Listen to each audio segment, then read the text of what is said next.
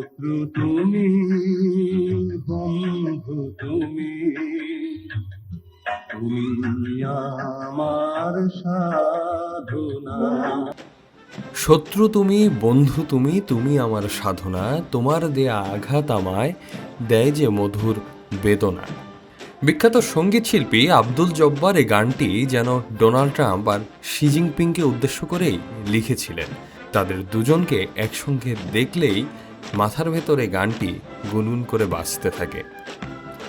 গেল ১৩ মে দীর্ঘ প্রায় ১০ বছর পর ৩ দিনের রাষ্ট্রীয় সফরে চীন গিয়েছিলেন মার্কিন প্রেসিডেন্ট ডোনাল্ড ট্রাম্প।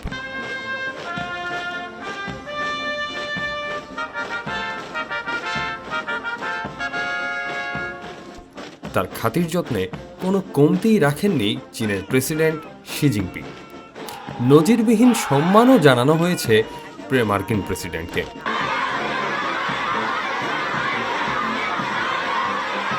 সফর ঘিরে ওয়াশিংটন ও বেইজিং দুই রাজধানীতেই প্রত্যাশার পারদ ছিল আকাশচুম্বী, কিন্তু আদতে পুরো সফরটি পরিণত হয়েছে ভাড়ে মা ভবানীতে।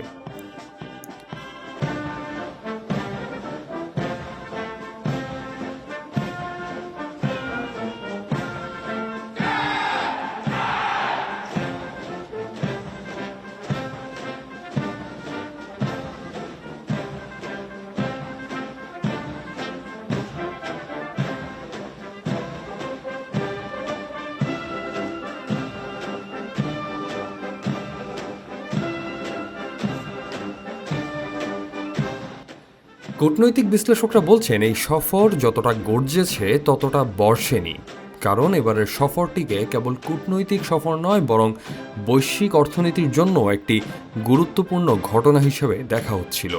কিন্তু সফর শেষে দেখা গেল প্রত্যাশিত বড় কোনো বাণিজ্য চুক্তি হয়নি, নতুন শুল্ক সমঝোতা হয়নি, প্রযুক্তি নিষেধাজ্ঞা শিথিল হয়নি, এমনকি দুই দেশের মধ্যে দীর্ঘমেয়াদী অর্থনৈতিক কাঠামোগত বিরোধেরও দৃশ্যমান কোনো সমাধান আসেনি। এই সফরের সবচেয়ে আলোচিত দিক ছিল মার্কিন কর্পোরেট জগতের মহারথীদের উপস্থিতি।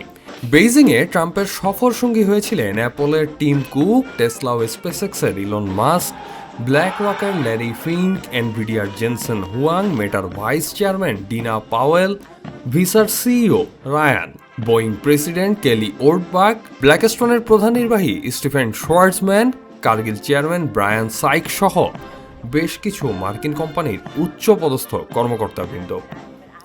বিশ্লেষকদের ধারণা ছিল সফরে অন্তত কয়েকটি বড় বিনিয়োগ চুক্তি বা বাজার উন্মুক্তকরণের ঘোষণা আসবেই। বিশেষ করে কৃত্রিম বুদ্ধিমত্তা, সেমিকন্ডাক্টর, জ্বালানি, বিমান ও ভোক্তা প্রযুক্তি খাতে নতুন সুযোগ তৈরির আশা ছিল, কিন্তু এসবের কিছুই হয়নি। অর্থাৎ এই সফরের আগে যে ধরনের মেগা ডিল নিয়ে আলোচনা চলছিল, বাস্তবে তার বড় একটি অংশই অধরাই রয়ে গেল। সামগ্রিকভাবে এবারের সফরটি অনেক বেশি প্রতীকী ছিল বলেই মনে করছেন কূটনৈতিক বিশ্লেষকরা।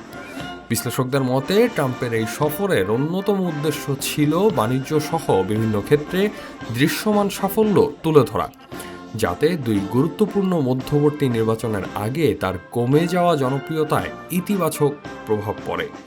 কিন্তু তেমন নাটকীয় কিছুই ঘটেনি যাকে ট্রাম্প তার নির্বাচনে পুঁজি করতে পারেন। হাতে হারিকেন না ধরালেও ট্রাম্পকে মোটামুটি খোদার খাসি খাইয়ে বিদায় করেছে চীন। ট্রাম্পের প্রাপ্তির খাতা শূন্য হলেও চীন কিছুটা সুবিধা নিয়েছে। শিয়ের সাথে বৈঠকের পর তাইওয়ানকে স্বাধীনতা ঘোষণা না করতে সতর্ক করেছেন Trump. Well, President Xi, I want to thank you very much. First of all, that was an honor like few have ever seen before. তবু ট্রাম্পের এই সফরকে পুরোপুরি ব্যর্থ বলা যাচ্ছে না। কয়েকটি ক্ষেত্রে সফরটি ইতিবাচক ইঙ্গিত দিয়েছে বটে। প্রথমত, দুই দেশ অন্তত সরাসরি সংলাপ চালিয়ে যেতে রাজি। দ্বিতীয়ত, বাণিজ্য যুদ্ধ আরও বড় সংঘাতে রূপ নেওয়ার ঝুঁকি আপাতত নেই।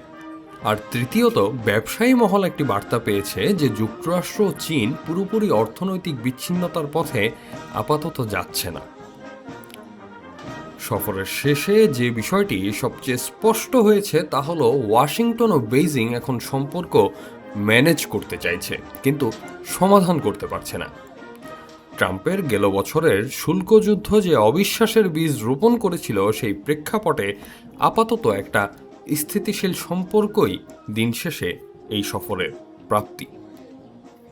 This is maybe the biggest summit ever. They can never remember anything like it.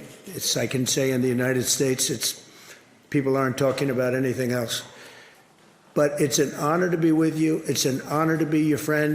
And the relationship between China and the USA is going to be better than ever before. Thank you very much. Thank you.